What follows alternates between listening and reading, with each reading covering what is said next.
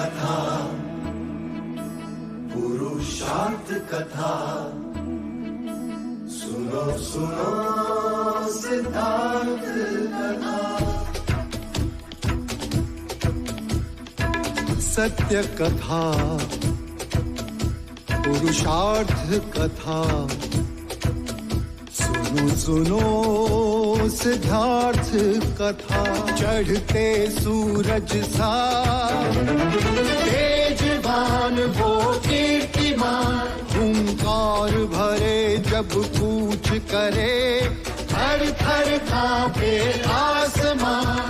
वो राजपुत्र वो शूरवीर, पर्वत को भेद दे उसके तीर, शांति का स्रोत करुणा की धार, निर्झर झरे मन से अपार। वो राजपुत्र वो शूरवीर, पर्वत को भेद दे उसके तीर, है शाक्य वंश का वो तारा, जगमग है जिससे जग सारा।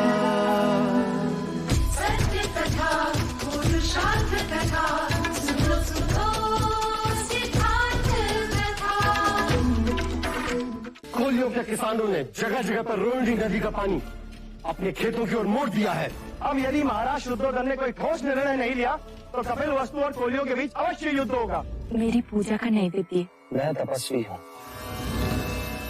पके हुए खाने का त्याग किए मुझे बहुत समय हो गया। जो आप मुझसे मांग रहे हैं वो असंभव है। तुम्हारी इस तप की यात्रा में तुम्हारे सहायक नहीं तो तुम्हारे सेवक तो बन ही सकते हैं। भाई महाराज, इस स्थान से कोलिया के किसानों ने नदी का बहाव अपनी ओर मोड़ लिया है। उन्होंने तो ठान लिया कि अब खून की नाली बहाकर ही चैन लेंगे।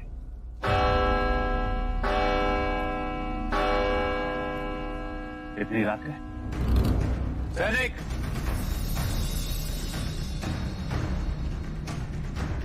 किसने इस समय हमारे कार्य में विघ्न डाला?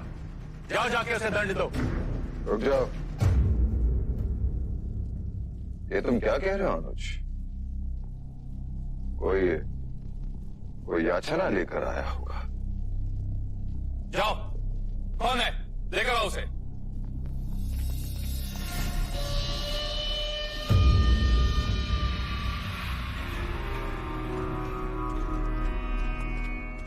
मैं हूँ वो,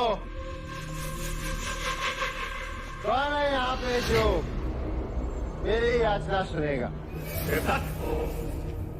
क्या याचना है और किसके विरुद्ध है? आपके विरुद्ध महाराज शुद्धोधन। होश में था। चलो नहीं, अपनी याचना सुनाए बिना यहाँ से नहीं जाऊंगा। महाराज शुद्धोधन, आपने मुझे सदा अपमानित किया है। बचपन में गोद में बिठाया और धकेल दिया। आज पहले अध्यक्ष के आसन पे बिठाया, वो मेरे हाथ पकड़ के उठा लिया। पूरी शाक्य सभा के सामने मैं हंसी का पात्र बन गया। तुम यूं नहीं समझोगे। चलो यहाँ से।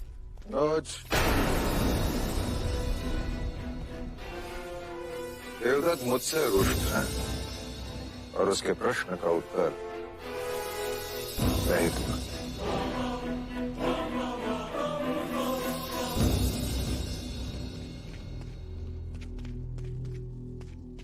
पुत्र,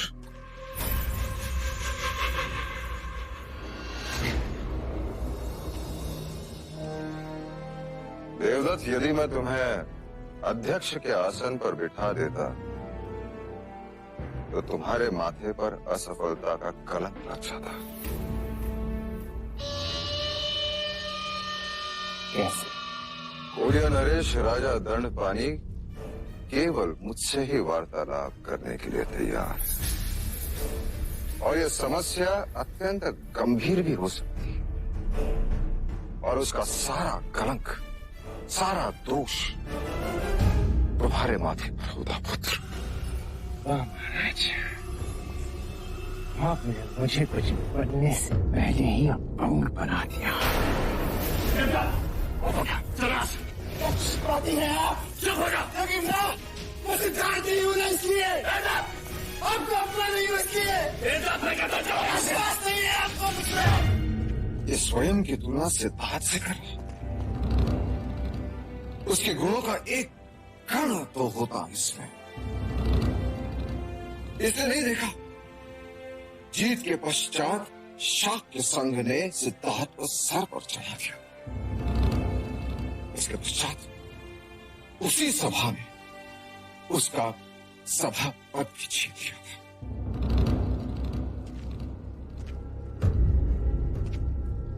मेरी नियति यही थी कि परस्पर क्लेश को बुझाते मेरी आयु बीत जाएगी।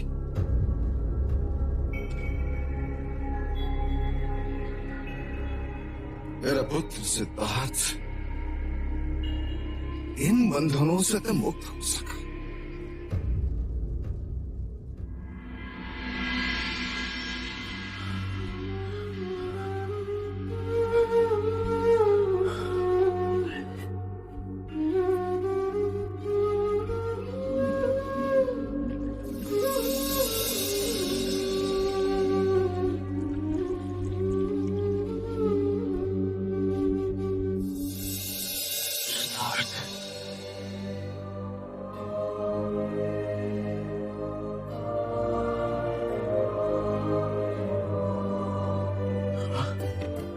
पानी और जल ग्रहण कर लो।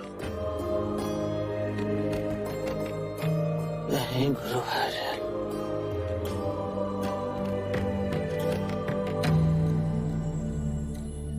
मैंने जल भी त्याग दिया।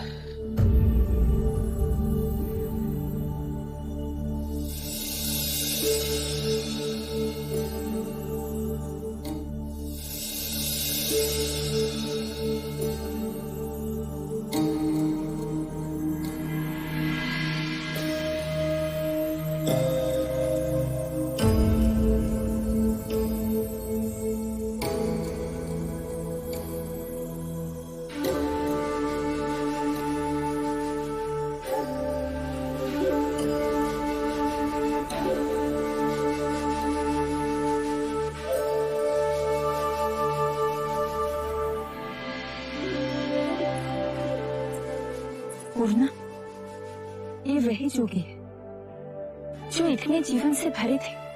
उनके एक साथी तपस्वी को मैंने ये कहते सुना कि उन्होंने कई दिनों से पानी तक नहीं पिया है। हे ईश्वर, ये कैसी तपस्या है जो पानी से पैर बांधे? सिद्धार्थ बहुत दुर्बल हो गए, बड़ी कठिनाई से तो चल पाते हैं। उन जैसी तपस्या और कोई नहीं कर सकता। अब तो बस यही प्रार्थना है कि उसे मुक्ति का मार्ग मिल जाए। सिद्धार्थ मुक्ति के द्वार के समीप ही है। इतने कठिन तपश्चर्या से उसके मन से जो पुकार उठेगी वो आकाश का सीना भेद के रख देगी।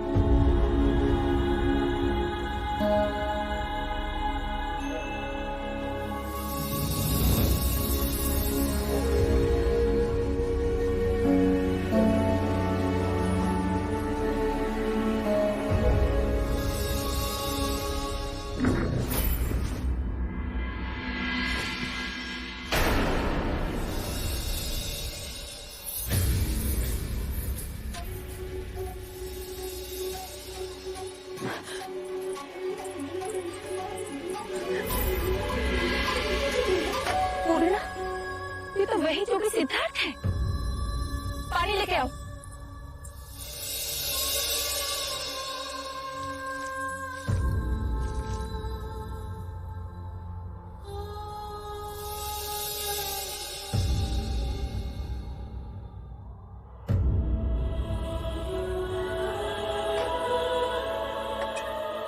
ये आपकी पूजा का नैवेद्य है।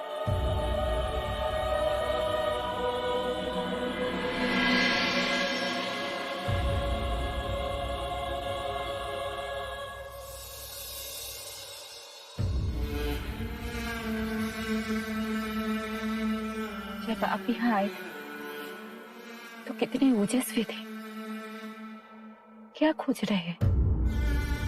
इसके कारण आपकी ये दुर्दशा हो गई।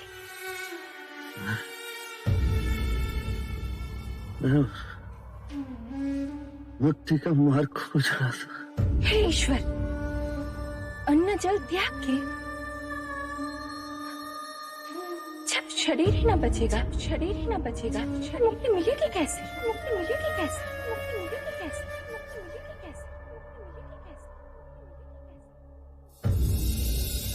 माँ, कहानी सुनाओ ना।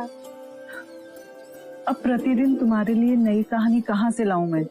यशोधरा, बाल हट है, कहानी तो सुनानी होगी। क्यों राहुल? वो चिड़िया वाली सुनाओ ना माँ। अच्छा सुनो, तुम्हारे पिताजी जब छोटे थे, बिल्कुल तुम्हारी तरह, तो वो उपवन में घूमने निकले। वहां उन्हें एक बहुत सुंदर पक्षी दिखाई दिया। तुम्हारे पिताजी उस पक्षी को बहुत आनंद से देख रहे थे कि अचानक किसी ने उसके ऊपर बाण चला दिया। वो घायल पक्षी तड़पता हुआ धरती पर गिर पड़ा। तुम्हारे पिताजी ने देखा तो सामने वो यशोधरा, जब देखो तब मेरे देवदत्त की बुराई की कहानी सुनाती रहती। वो देवदत्त कहाँ थे?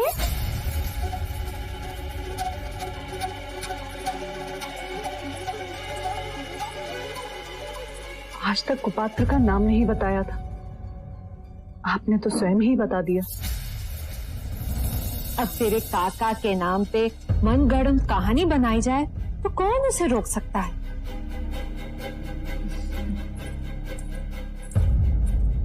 राहुल, बैठ। तेरे अपने पिताजी जिनकी इतनी आरती उतारी जाती है, वो तुझ बेचारे के सुध लेने भी ना आए। माँ, पिताजी कहाँ गए हैं? बोलो यशो।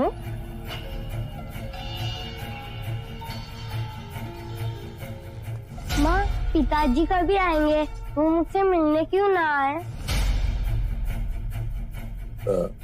बेटा राहुल, यहाँ चल, मैं तुम्हें बता। यशो, ये भी बिल्कुल अपने पिता पे गया है। एक प्रश्न के बाद दूसरा प्रश्न। यशोधरा, इसके सारे प्रश्नों का उत्तर दे दो। कहीं ऐसा ना हो कि ये भी अपने पिता की तरह अपने प्रश्नों के उत्तर खोजने वन चला जाए। माँ, जरा तो लज्जा करो।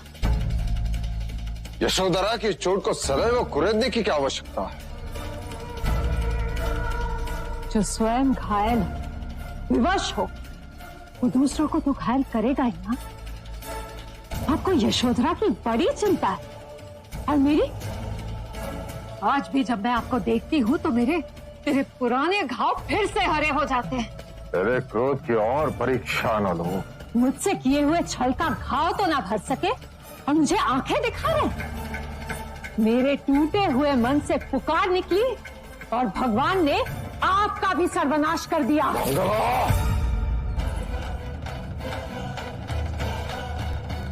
बस इसी की कमी रह गई थी। मारिए, मारिए मुझे, आपके मन को भी शांति मिल जाएगी। मारिए ना। यदि तुम मेरे अनुज की पत्नी ना होती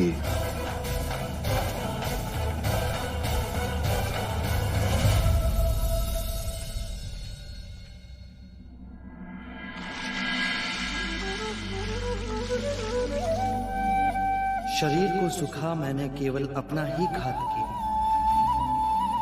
यदि परम सत्य मुझे मिलेगा तो शरीर के साथ ही मिलेगा, ना कि उसे सुखा और गला कर। जिस बात को बड़े बड़े गुणी ज्ञानी ना समझा सके, वो सहज एक गांव की अज्ञानी सुजाता ने समझा दिया।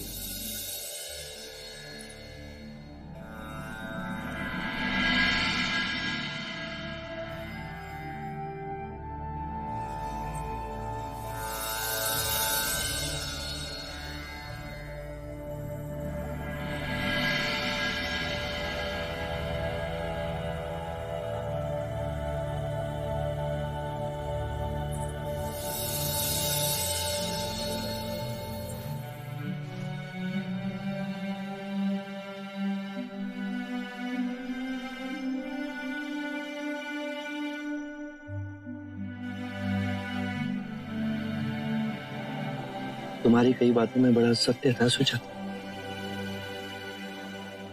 मैं कठोर तप के चरम बिंदु तक पहुंचा, पर वहां कुछ नहीं मिला। मेरी इस भ्रांति को झुटलाने वाली तुम मेरी प्रथम गुरु।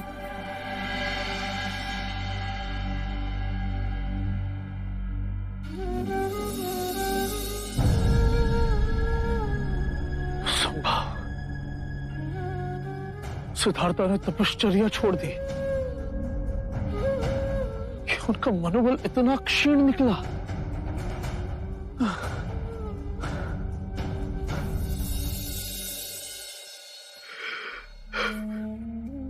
आपकी ही राह देख रहे थे, आपकी आंखों में आंसू कैसे? जिस पे भरोसा कर अपने प्राणों की आहुति देने हम सब चले थे, वही अपने पद से डिग गया। अर्थात सिद्धार्थ ने तपश्चर्या का मार्ग छोड़ दिया है और स्वयं अपनी आंखों से उसे भोजन करते हुए देखा। जिसके भरोसे हम अपना सब छोड़ के आए, जिसे अपना मार्गदर्शक समझा, वही दिशाहीन हो गया। ये भी तो हो सकता है ये मार्ग ही गलत था, हम गलत साधना कर रहे थे। एक ने प्रण तोड़ा तो बुरे विचार उपजने लगे। गुरुदेव अति शीघ्र यहां से निकलते हैं। आज भद्रिका को विचार आया, कहीं ऐसा ना हो कि सिद्धार्थ की संगत में पड़कर हम सब पथभ्रष्ट हो जाएं। हाँ, संगत का प्रभाव पड़ता है। मैं सिद्धार्थ को छोड़कर जाने का आह्वान करता हूं। जिसे मेरे साथ चलना है वो चले।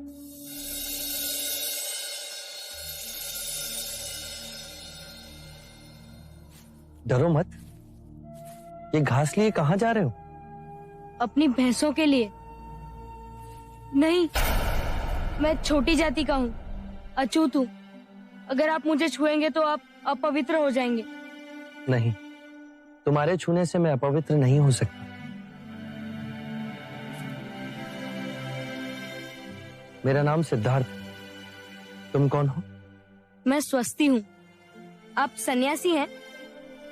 हाँ, इस वृक्ष के नीचे बैठ मैं साधना करूंगा। मैं इस कुशाघास से आपके लिए आसन बना दूं? अवश्य। तुम्हारे हाथ से बने इस आसन पर बैठ मुझे प्रसन्नता होगी।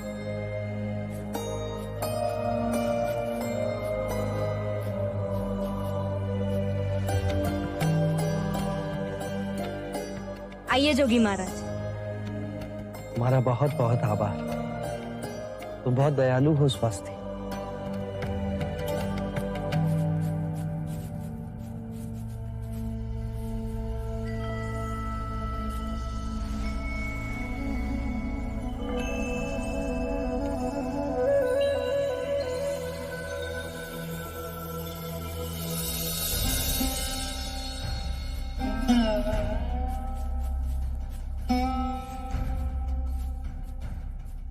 सिद्धार्थ, हमें जाने की आज्ञा दीजिए। आपका साथ यहीं तक नियत था। आप मेरे जीवन के कठिन मोड़ पे आए और अब जाने के लिए कह रहे हैं। जाने का कारण तुम ही हो सिद्धार्थ।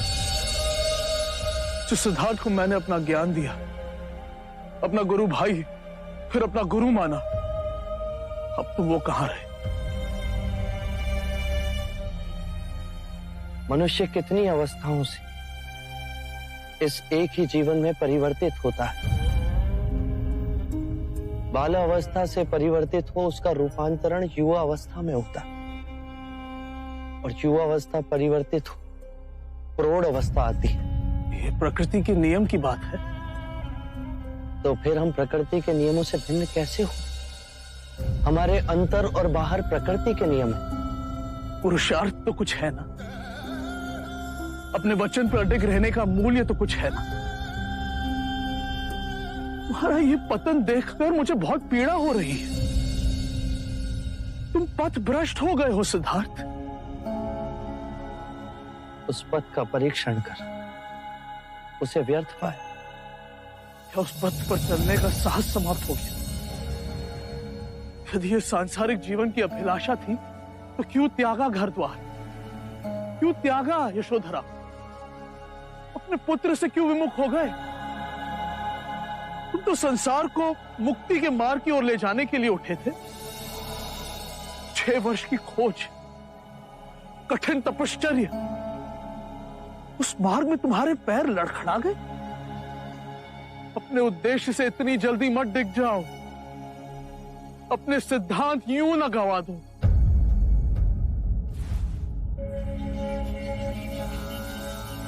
गुरुवर्य,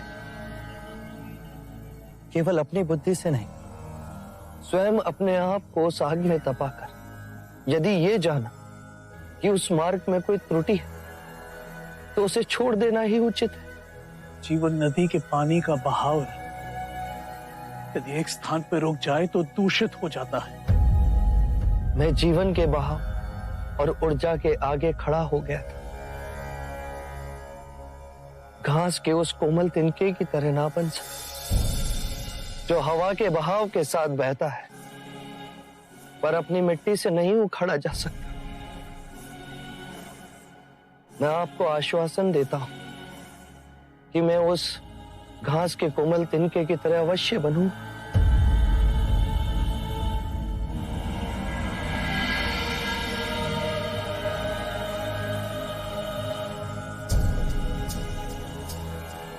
गुरुवर्य, मैं मनुष्य जाति की मुक्ति का मार्ग अवश्य खोजूं और वो मार्ग आपको दिखाने में अवश्य लौटूं। हम एक बार फिर मिलेंगे।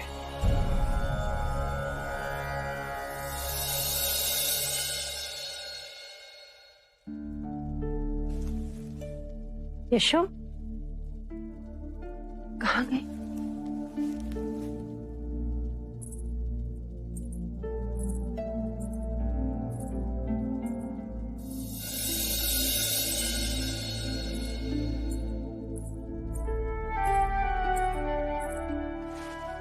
यशो,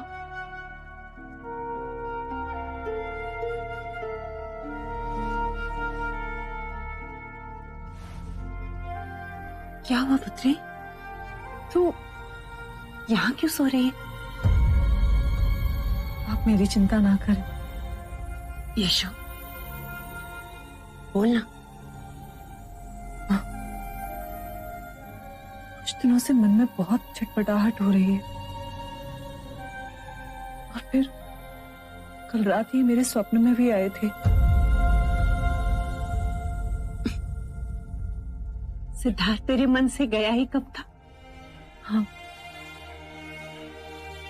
पर अब तो भेंट केवल स्वप्न में ही होती है।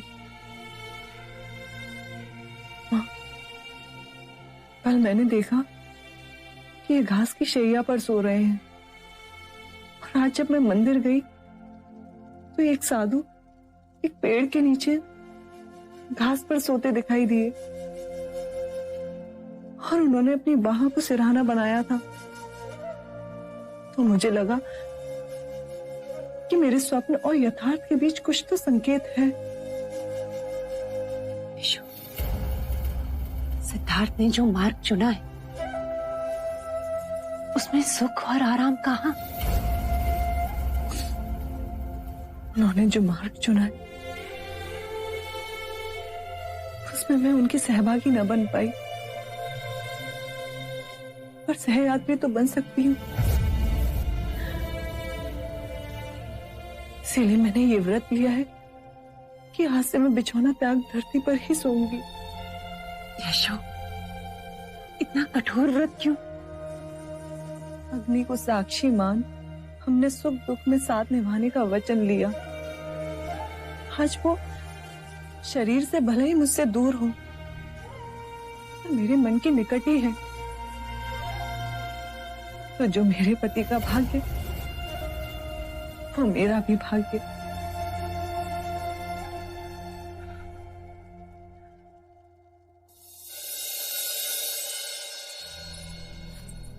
तो तुम मेरा पीछा नहीं छोड़ोगे? कदापि नहीं। आपको उरूहला छोड़ने की क्या आवश्यकता थी? इतने घने जंगल में आप करेंगे क्या? ध्यान और तपस्या। वो तो आप नदी के तट पे भी कर सकते थे। मुझे पूर्ण एकांत चाहिए सुजाता। अब आप सबको मेरे लिए कष्ट उठाकर आने की आवश्यकता नहीं। हम आपकी साधना में बाधक नहीं बनेंगे, किंतु एक समय का भोजन आपको स्वीकारना होगा। हाँ तो कहिए। हाँ, बालपन के हट के आगे कभी कोई टिका है क्या?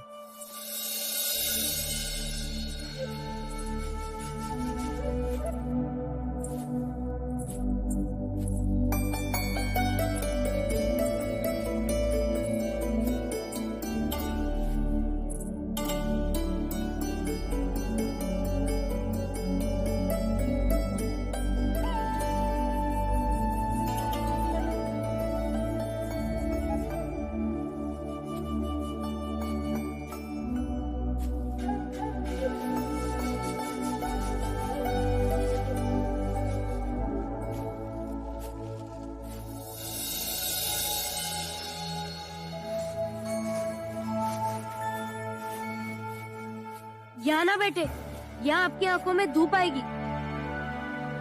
साधना के लिए पूरब दिशा उत्तम। क्यों? पूरब से सूर्य उदय होता है।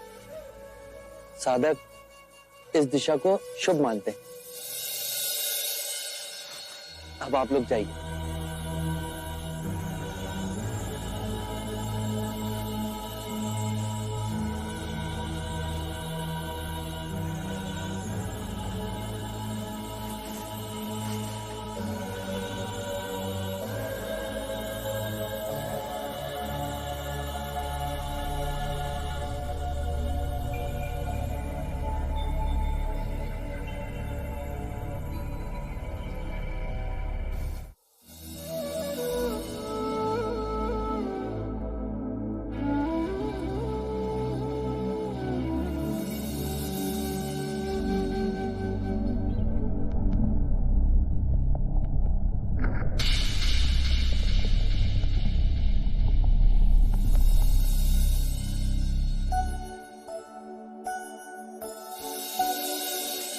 तेरा पुत्र सन्यासी बने।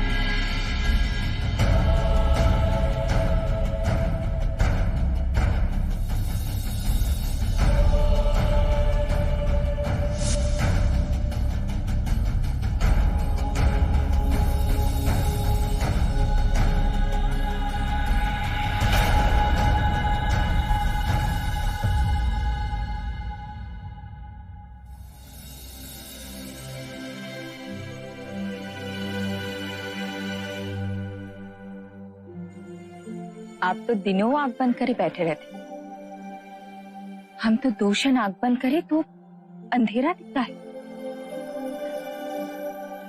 आपने क्या देखा? पूरा जीवन आंखों के सामने से निकल गया। ये पेड़ हर ऋतु में अपना रूप बदलते हैं। वर्षा के बाद हरे होते हैं, पतझड़ में पीले, और ग्रीष्म ऋतु में हर पत्ता सूखकर झड़ जाता है। उसी प्रकार हमारे जीवन में घटनाएं आती रहती, कोई सुखद तो कोई अति दुखद, पर स्थिर कुछ नहीं रहता। हर क्षण मन ही नहीं, शरीर भी बदलता रहता है।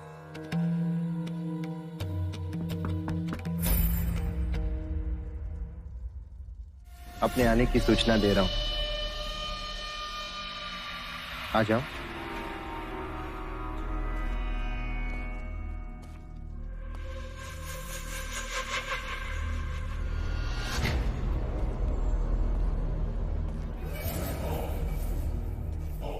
गांधार से गहनों का व्यापारी आया था। मैंने देखा तो तुम्हारी याद आ गई। सोचा सिद्धार्थ तो है नहीं, तो क्यों ना मैं ही तुम्हारे लिए कुछ ले लूं।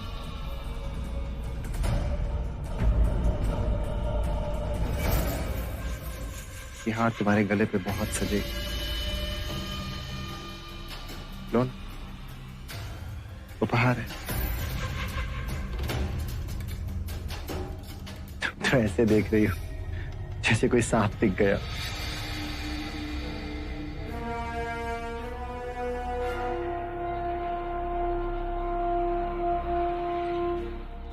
पहन लेना।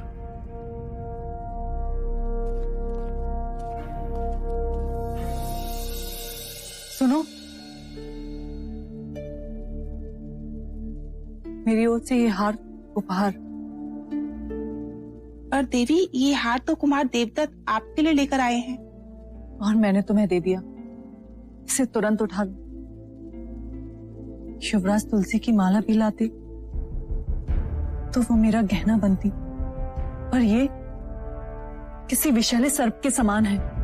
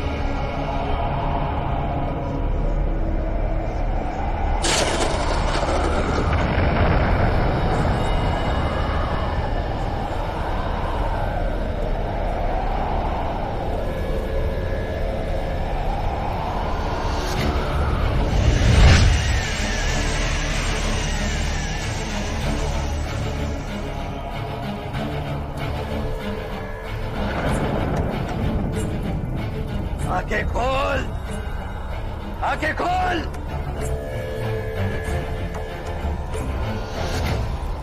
कौन हो तुम?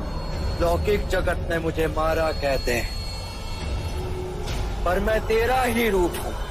मैं भावनाएं हूं, पर तेरी। मन जो विनाशी है, उसके आगे मैं उस अलौकिक जगत में जा रहा हूं जो अविनाशी। अब तो उस अलौकिक जगत में नहीं जा सकता। तेरे तप की सीमा आ गई है, और अब उसके आगे तुम मुझे बांध नहीं पाओगे। मैं तुमसे मुक्त हो जाऊंगा। पर मुझसे विमुख हो क्या नहीं? काम, क्रोध, मद, लोभ, माया, ये मेरे अस्त्र हैं। पहले मुझसे युद्ध कर। नहीं, युद्ध से भावनाएं प्रबल होती हैं, और फिर से यही भावनाएं इसी माया चक्र में फंसाती हैं। मैं इसी कर्म चक्र से परे जा रहा हूं, असंभव। जहां किसी काम का स्पर्श ना हो, जहां कोई माया उलझा ना सके, जहां कोई मोह बांध ना सके, जहां क्रोध जला ना सके। कामना, इच्छा, वासना, ये मेरी पुत्रियां हैं। पहले इनसे तो बच।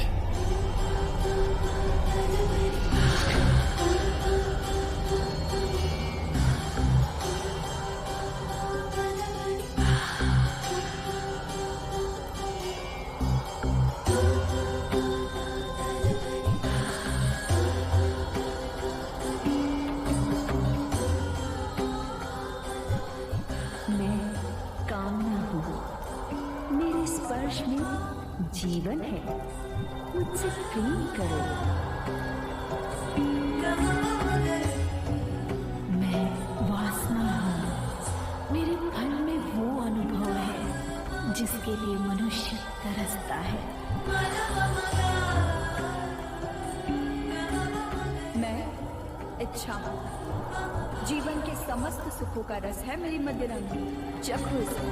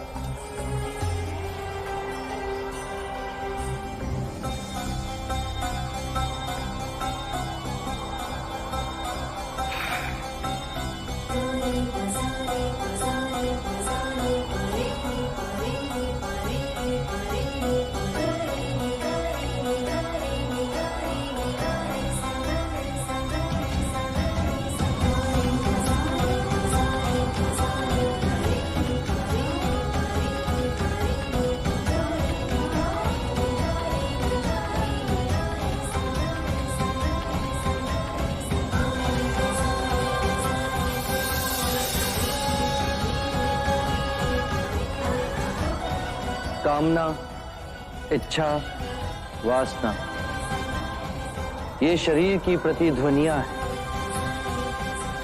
जब शरीर का मोह टूट जाए तो ये केवल एक पत्थर से टकराकर लुप्त हो जाती है।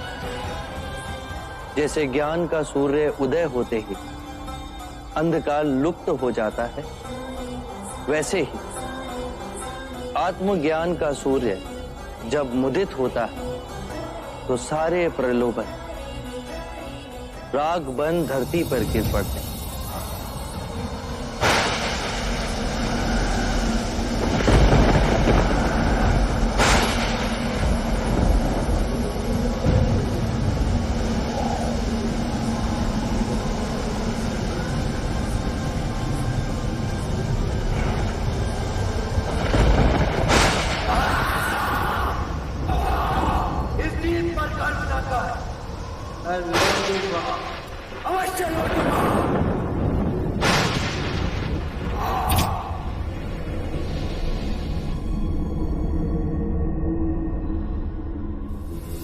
सत्य कथा,